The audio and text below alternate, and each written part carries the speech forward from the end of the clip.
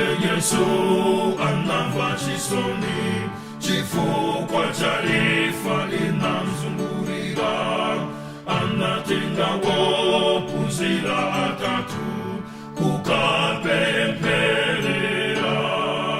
Moyo wanga wazengedwa ndi chisoni chakufa, moyo wanga wazengedwa ndi chisoni chakufa. Yudasi yekha ndiye anasema kukalitana tu ankondo ake, anabwera tu ndi mikono yangu kukamgwira Yesu.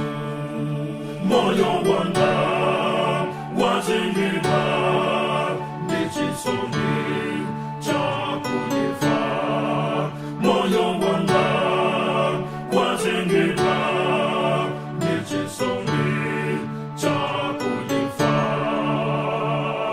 Leo linonso oyipa tonsefe tikumpeleka Yesu ambuyeyo, tiyeni tilape machimo atu atikululukira.